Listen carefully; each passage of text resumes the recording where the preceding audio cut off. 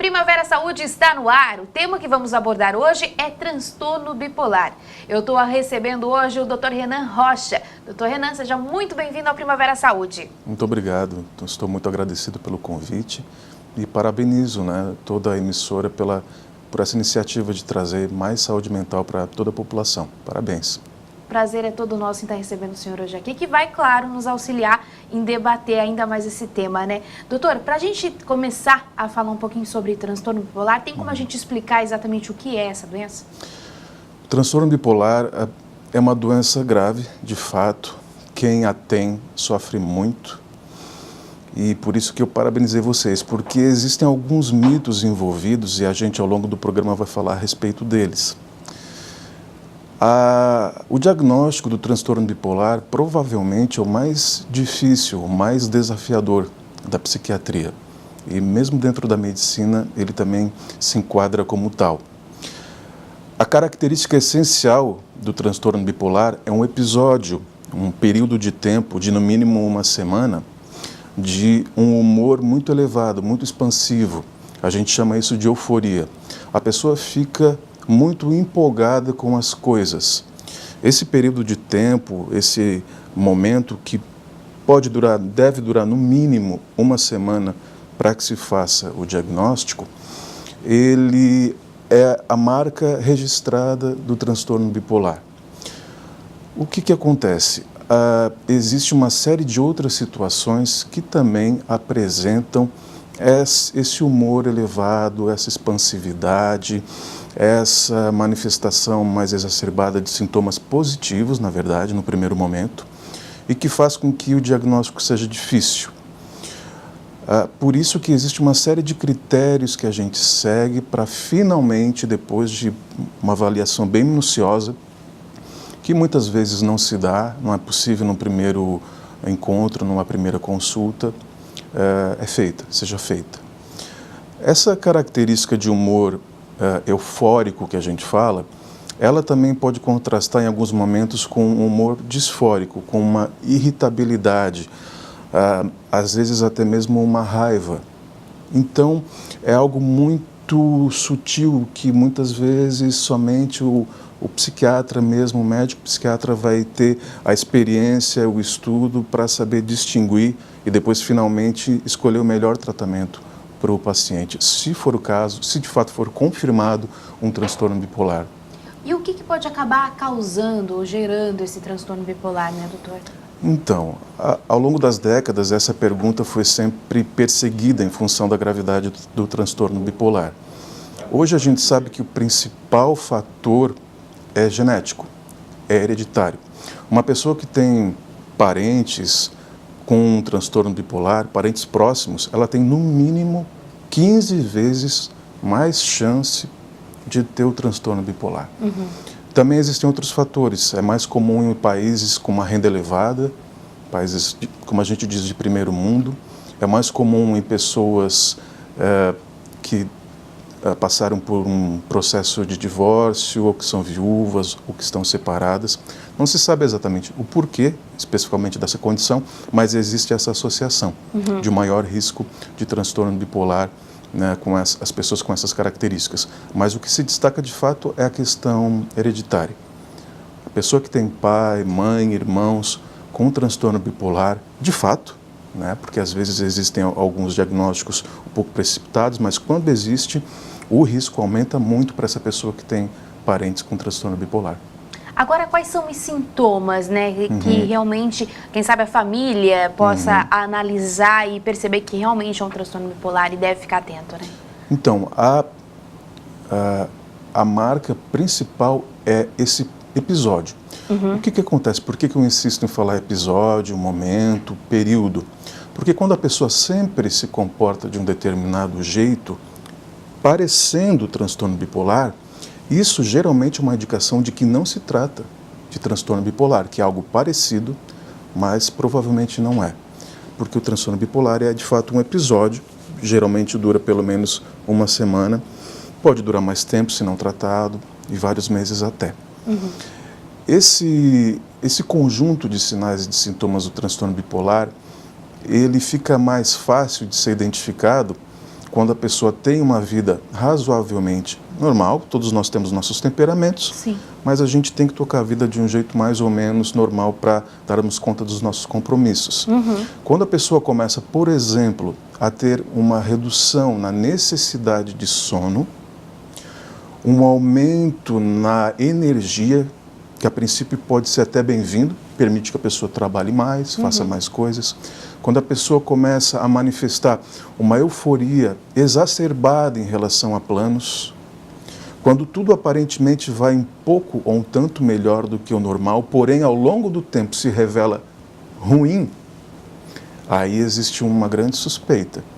Porque a marca é essa, é uma energia que aumenta e a princípio é uma energia muito bem-vinda. Porém acontece ao longo do tempo esses problemas.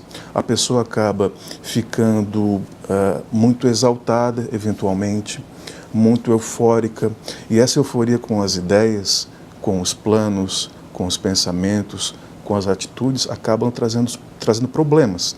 A pessoa acaba se arriscando mais em negócios, em investimentos, ou até em relacionamentos. Pode haver uma empolgação em relação a um envolvimento amoroso, que pode ser uma paixão muito grande, depois passado aquele período do episódio maníaco, que é como a gente chama, né? No transtorno bipolar, toda essa euforia, a pessoa acaba se arrependendo do que fez. Mas isso é muito pontual, isso não é recorrente todos os meses, todos os anos. Pode até acontecer, em alguns casos, com uma certa frequência, maior do que os demais, porém é muito pontual, são episódios muito identificáveis. Não se confunde, não deve se confundir com questões de personalidade, né? Que é uma coisa mais crônica. Sim. Agora, e dentro do transtorno bipolar, existem tipos, doutor?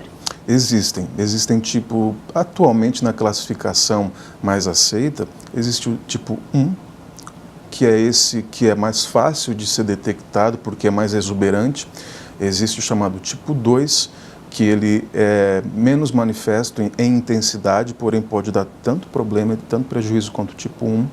E existe o chamado transtorno ciclotímico, que, assim, em poucas palavras, de modo bem simples, pode ser entendido como um mau humor crônico, independente do momento que a pessoa passa. Existe um mau humor crônico, uma irritabilidade crônica, muito envolvida, por exemplo, com uma história familiar de transtorno bipolar. A gente considera todas essas questões no fundo, sabe? Ao longo do tempo, para ficar claro o que é melhor para o paciente, em termos de psicoterapia, em termos de medicamento, ou de mudança de estilo de vida, tudo isso acaba sendo considerado. A influência do ambiente em que a pessoa está, tudo isso também nos ajuda a identificar de fato em quais desses tipos a pessoa realmente está envolvida. Como é que é feito o diagnóstico de uma doença como essa que não tem algum exame que pode acabar auxiliando, né, doutor? Como é que vocês trabalham? É exatamente por meio do que a gente chama de anamnese. Anamnese é essa avaliação clínica muito minuciosa que a gente vai fazendo com o paciente, recebendo as queixas dele. Isso é uma das coisas que faz com que o transtorno bipolar seja de difícil identificação, porque a pessoa, nesses momentos de euforia, ela não tem queixa, muito antes pelo contrário, ela está muitas vezes se sentindo bem, mais produtiva para o próprio entendimento, mais alegre para o próprio entendimento, porém todos ao redor notam que existe um excesso.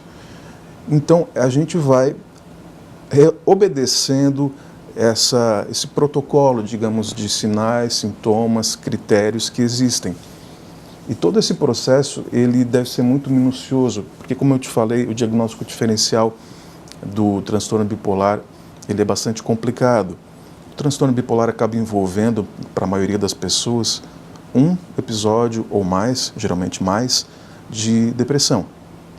Então, se o paciente se apresenta com depressão, no primeiro momento, no consultório, a gente tem que estar sempre muito atento para a possibilidade de ter existido antes ou de existir depois um episódio desse que caracteriza o transtorno bipolar. Como diz o próprio nome, a gente tem um polo negativo ou depressivo e um polo supostamente positivo, exagerado, que é o que a gente chama de episódio maníaco. Os pacientes geralmente se apresentam no episódio depressivo. Sim. Portanto, aí é um dos desafios que todos os médicos, principalmente os psiquiatras, têm, em se ater à possibilidade de que exista no futuro, ou tenha existido no passado, um episódio eufórico, como a gente fala, mais bem descrito como maníaco ou hipomaníaco. Então, esses seriam assim, os principais cuidados no começo do diagnóstico, na suspeita do diagnóstico, e ao longo do tempo é isso que é investigado. É muito comum, ao longo do tempo, em pacientes que são acompanhados, que o médico psiquiatra se depare com a existência atual ou pregressa de um episódio maníaco. Porque muitas vezes o paciente próprio não tem noção de que ele passou por aquilo. Sim. Então ele não identifica aquilo como um problema que ele passou. Ele identifica como um período da vida muito difícil e que eventualmente até teve aqueles bons sintomas, entre aspas, e às vezes acaba deixando de lado. Então realmente é por isso que a gente considera essa investigação diagnóstica muito minuciosa, por meio da anamnese, que é essa conversa técnica profissional pela qual a gente vai levantando os dados do paciente. Como eu te falei, existem uma série de diagnósticos diferenciais. Um dos diagnósticos diferenciais mais importantes é o uso ou abuso da dependência química. Existem alguns medicamentos, até quando utilizados corretamente, que podem causar em algum momento algo semelhante a um episódio maníaco, de muita euforia ou irritação. Doutor, posso só cortar um pouquinho? A gente Claro. vai para um breve intervalo e a gente volta já já com esse bate-papo que está maravilhoso.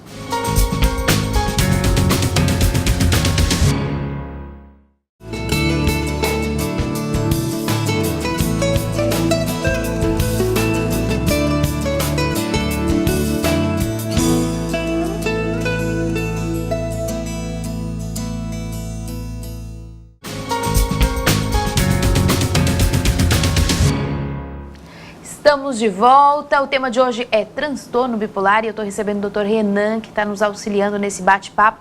E antes do intervalo, tive que cortar o doutor para a gente ir para o intervalo rapidinho. E a gente estava falando, né, doutor, sobre a questão do diagnóstico, né? Queria que agora o senhor desse continuidade, então, principalmente falando sobre a dependência química, né? Sim, algumas substâncias, elas têm a propriedade de causar nas pessoas algo que pode ser muito semelhante a esse episódio maníaco. A cocaína, por exemplo, ela pode acabar desenvolvendo na pessoa essa euforia que a gente fala, essa sensação de super-homem artificial que a droga acaba, infelizmente, dando a algumas pessoas e causando dependência. Pode haver também em alguns medicamentos, quando bem utilizados, um risco de acontecer um episódio semelhante.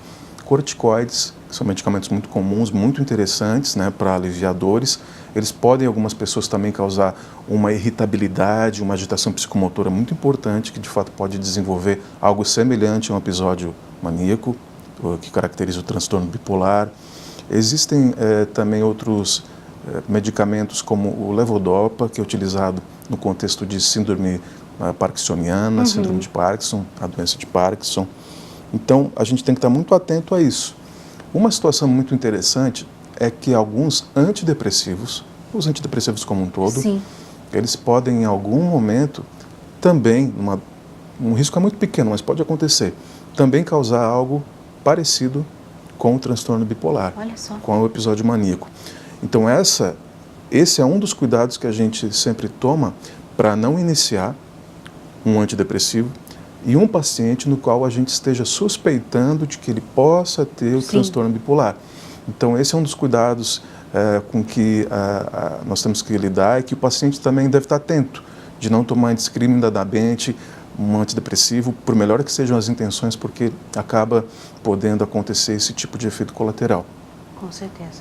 Agora, a respeito do tratamento, né? Como é que ele deve ser feito? Apesar de, como o senhor mesmo falou, tem que tomar vários cuidados para acabar, às vezes, tomando um medicamento que pode gerar um outro tipo de situação, né? Exato. Um dos principais cuidados no tratamento é esse, de nós não iniciarmos um antidepressivo numa suspeita importante de transtorno bipolar, principalmente havendo uma história bastante sugestiva de episódio maníaco. Sim.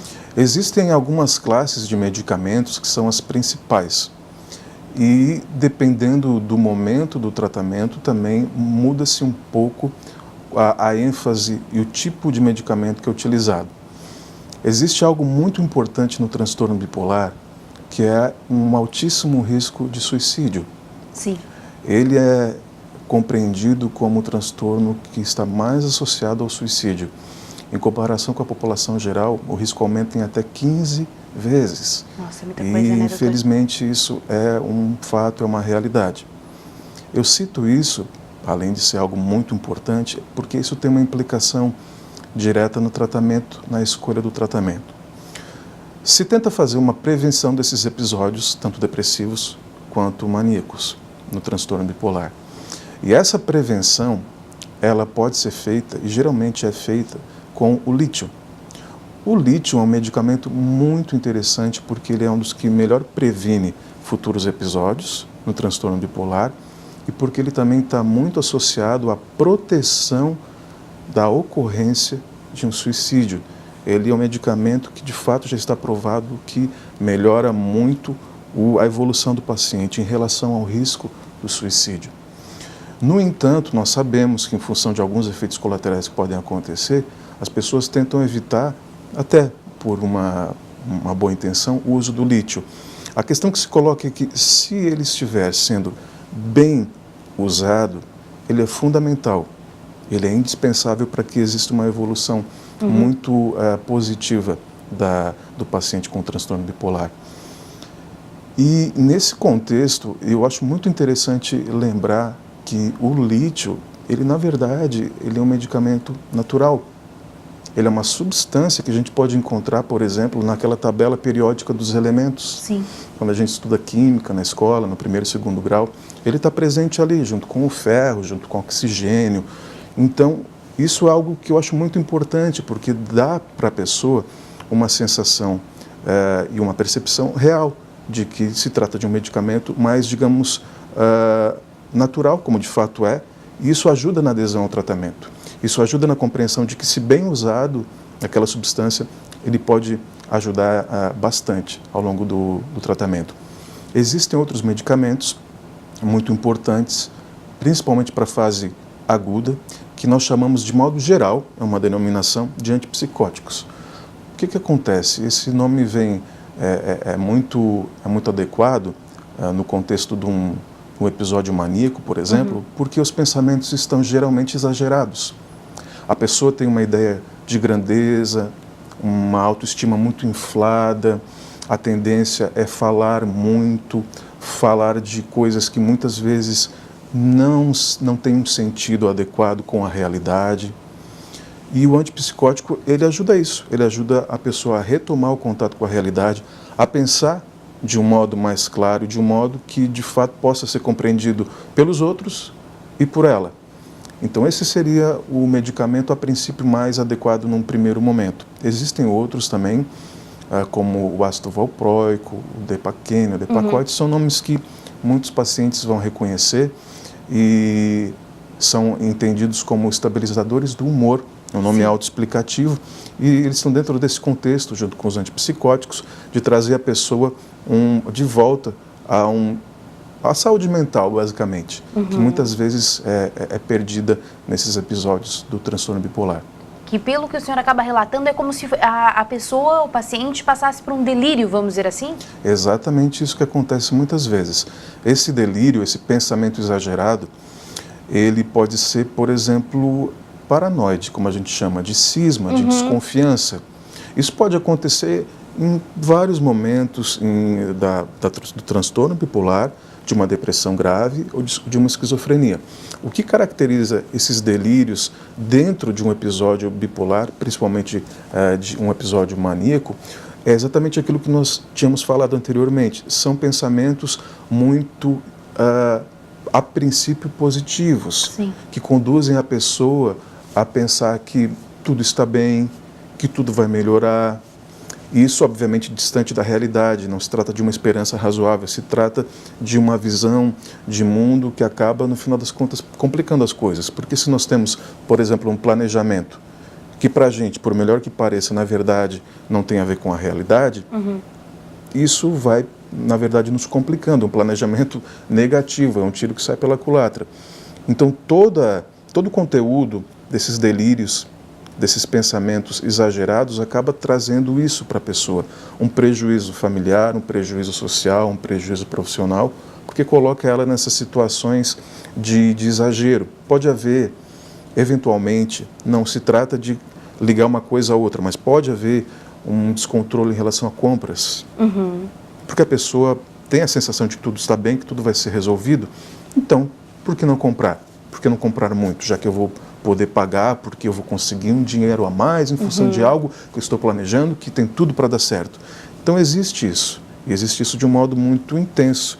As pessoas às vezes doam coisas que não precisariam doar, ou que são bens de muito valor. Existem situações onde existe uma desinibição relacionada à questão sexual, à erotização. Existe na questão profissional, como eu já tinha falado, uma diminuição da capacidade de um planejamento baseado na realidade. Então isso vai seduzindo a própria pessoa, porque o contexto geral é aparentemente positivo.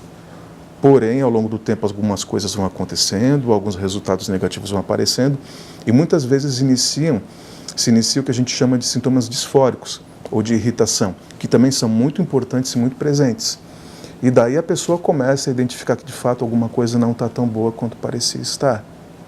E daí, muitas vezes, nesse momento, é que começa a considerar a possibilidade de que, de fato, esteja diante de um problema, e talvez de um problema mental, cerebral, como o transtorno bipolar.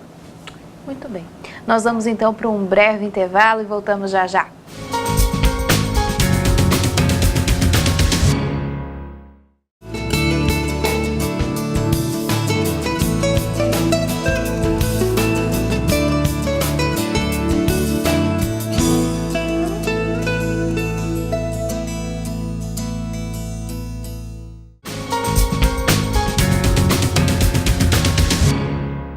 Estamos de volta, o tema de hoje é transtorno bipolar e eu estou recebendo o Dr. Renan. Bom, doutor, agora falar um pouquinho sobre essa relação e essa ligação que tem mesmo com o transtorno bipolar e o suicídio, como você já pontuou aqui no programa, né? Exato. Uma das coisas que aumenta o risco da ocorrência do suicídio no transtorno bipolar, como nós estávamos falando, a pessoa acaba tendo comportamentos mais, no final das contas, arriscados. Sim. Impulsivos. Isso, por exemplo, pode acontecer no trânsito, quando a pessoa, por uma irritação associada ao transtorno bipolar, que a gente chama de disforia, ou mesmo por uma euforia, se sentindo a princípio bem e muito bem, de um modo infelizmente patológico e doentio, acaba acelerando, acaba sendo imprudente, acaba tentando ultrapassagens que estariam melhor enquadradas dentro de uma Fórmula 1, coisas que não cabem para o comportamento normal e seguro no trânsito. Sim. Esse é, por exemplo, um dos modos como pode, infelizmente, acontecer o suicídio. A gente chama de suicídio nesse contexto porque a pessoa, de fato, está assumindo um comportamento muito arriscado. E, nesse momento, ela não tem a noção da preservação da vida nesse comportamento. Então é muito entendido isso como suicídio para suicídio, onde a pessoa, digamos assim, acaba desdenhando da preservação da própria vida num contexto aí do transtorno bipolar em função dessa euforia, dessa irritabilidade que muitas vezes está muito exacerbada e é muito grave. Eventualmente também pode acontecer, e é algo bastante lamentável, que depois de um episódio eufórico, maníaco, de muita exaltação, onde a pessoa toma algumas atitudes graves, por exemplo, de ter algum relacionamento extraconjugal num contexto, aí bem dito, de episódio bipolar, e não num contexto de transtorno de personalidade, nem de vida. Num contexto de transtorno bipolar, a pessoa pode tomar algumas atitudes, assim, compras compulsivas, alguma situação envolvendo um planejamento financeiro que se mostrou trágico. Sim. Então, tudo isso, depois que passa aquele momento, depois que passa aquele episódio, acaba causando um episódio subsequente, posterior, depressivo. E nesse episódio depressivo também costuma ser muito grave. E nesse episódio depressivo grave, além do próprio humor muito baixo, da baixa autoestima, tudo que a gente sabe que faz parte de um episódio depressivo, a anedonia, aquela falta de graça na vida, se soma às coisas prejudiciais que a pessoa fez no episódio maníaco anterior. Então isso acaba sendo um peso muito grande para muitas pessoas lidarem e, infelizmente, algumas acabam escolhendo dar um fim à vida como um modo de dar um fim aos problemas. Porém, é algo muito equivocado. A gente sabe que tem tratamento, o tratamento é possível, o tratamento feito de modo adequado é razoável, melhora mesmo, melhora muitas vezes até rápido. As pessoas às vezes acham que a melhora vai demorar meses ou semanas. De modo geral, sim, existem alguns sintomas que vão se resolver mais progressivamente, porém muitas vezes os sintomas mais graves, como esse pensamento muito exagerado, ou mesmo a psicose, aquele delírio de desconfiança, ou um delírio de grandiosidade, tudo isso, em alguns dias, em algumas semanas, alivia, atenua, e a pessoa volta a um contato mais adequado com a realidade, volta a poder se relacionar melhor com as pessoas, volta a poder ter um desempenho mais adequado no trabalho. Agora, doutor, qual a relação, né, que tem entre a depressão e o transtorno bipolar? Eles têm algum tipo de ligação? Quem tem transtorno tem depressão ou não? São coisas diferentes? A principal diferença é exatamente esse episódio que a gente chama de maníaco. Sim. Se ele acontece alguma vez, pelo menos uma vez na vida de uma pessoa, ela já é, a partir daquele momento, compreendida como alguém que tem um transtorno bipolar, mesmo tendo apresentado e talvez vindo apresentar vários episódios depressivos. A pessoa que só tem episódios depressivos, até então, não é considerado como alguém que tem transtorno bipolar. Por isso que o termo bipolar ajuda a gente a compreender. Tem o polo negativo, Sim. que geralmente é mais comum, que são os episódios depressivos, e tem o polo positivo, né? O episódio que a gente chama de eufórico, maníaco, disfórico. Então, esse é o principal, essa é a essência do transtorno bipolar, a ocorrência de pelo menos uma vez na vida desse episódio de grande atividade, de grande euforia dentro de um contexto prejudicial. A gente está chegando na reta final do Primavera Saúde, mas tem uma pergunta que eu não posso deixar de fazer. Qual a importância da família e dos amigos nesse contexto de transtorno bipolar? Nós que trabalhamos com a psiquiatria, com a medicina, a gente observa que a família é de muita importância, desde o primeiro momento. Porque se haver uma negação de uma realidade ruim, de sofrimento, relacionada a um transtorno psiquiátrico, de cara a pessoa já nem vai buscar ajuda e muitas vezes ajuda em nenhum lugar, muito menos ajuda no lugar mais apropriado, que seria com médico psiquiatra ou com psicólogo. Então a importância da família de saída já é fundamental para todo mundo estar atento se alguém pode estar ou não com algo que talvez seja o transtorno bipolar. Num segundo momento, quando a pessoa eventualmente é diagnosticada, se começa o tratamento. E o tratamento em si já tem os seus próprios desafios. Encontrar um medicamento mais adequado, muitas vezes a gente consegue encontrar, graças a Deus. Sim. O segundo, continuar o tratamento do modo mais adequado possível, fazer o acompanhamento, conversar com um médico, no caso os familiares, trazerem para o médico o ponto de vista deles, que é fundamental para enriquecer o diagnóstico e o tratamento. Então, quando existe